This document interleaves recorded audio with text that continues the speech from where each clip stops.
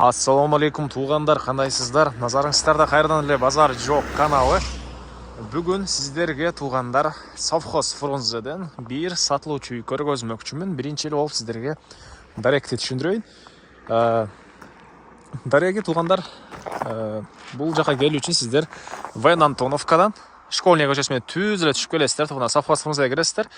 Көчө экиге бөлүнөт. Ошонун чыгыш тарабындагы көчө менен келсеңиздер, монда центральный көчөнүн жээгинде эле биринчи линияда мынакей бүгүнкү чыгыштагы сатылуучу үйүбүз жайгашты. Мынакей ушул кирпичтен салынган үй тугандар.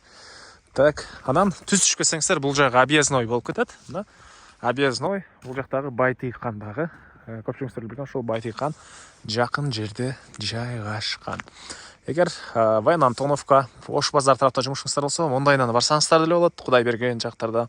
Эгер Дордой базары, Маевка тарап менен чыгып кетем десеңиздер, мындайдан объездной менен мындайга барсаңыздар деле болот тугандар. Жана чыгыштык эле бул жагы менен чыксаңыздар, Сокулук тарапка барасыздар объездной менен деле.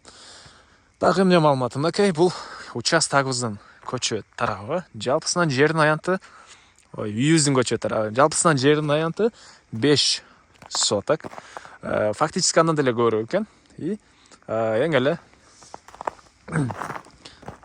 түндүк чек бул жактан, и түштүк чек бул кошунанын забордун тыш тарабынан. Көчө тарабы 13, узуну 37 метр болгон участок тугандар.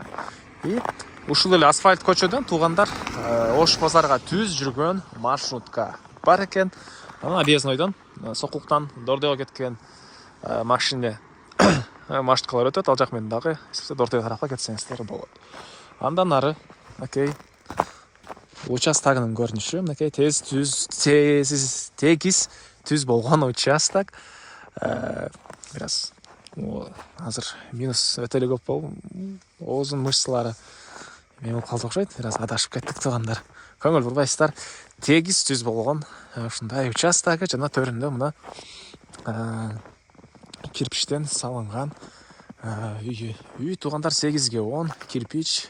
Мынакей анан документтери боюнча айтсак, кызыл китеби бар экен, электр энергиясы, суусу бар. Жана тугандар, балдарыңыздар мектепке бул жерде жөө эле ушул совхоз фрунзенин өз мектебине барып келишет.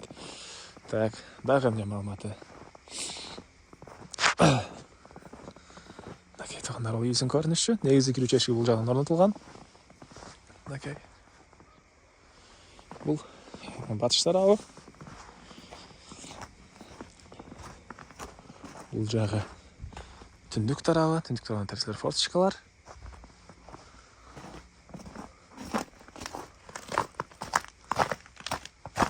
Жана бул түштүк тарабы. Чыгыш чек бул Коштан заборуна чейин, түштүк чек бул Коштан заборуна чейин болуп калат. Так, андан ары сиздерге ички тарабын көрсөтөйүн. Бул мына негизги кирүүчү эшиги, көрүп турасыздар, эшик орнотулган. И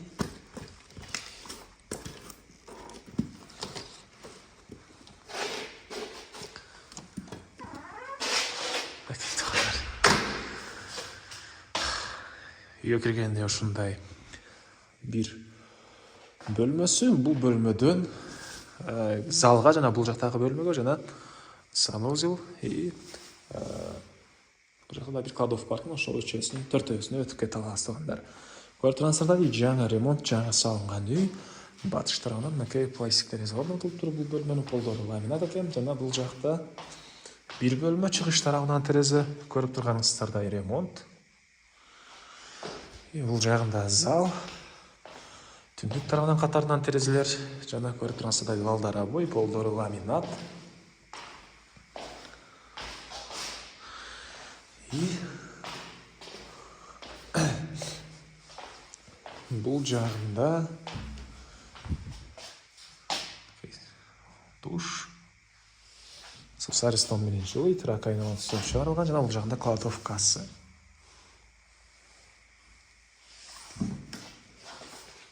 Так, дагы эмне маалыматы тугандар?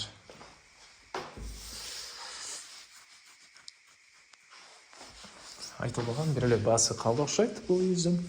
Баасы $33,000 сурап атыптыр. Анан дагы сүйлөшүү болот. Ээсинин номери экранда жана описанияда эзител деп жазылып турат. Зону кылып сүйлөшүп көрүңүздөр. Сүйлөшүүлөр болот $33,000.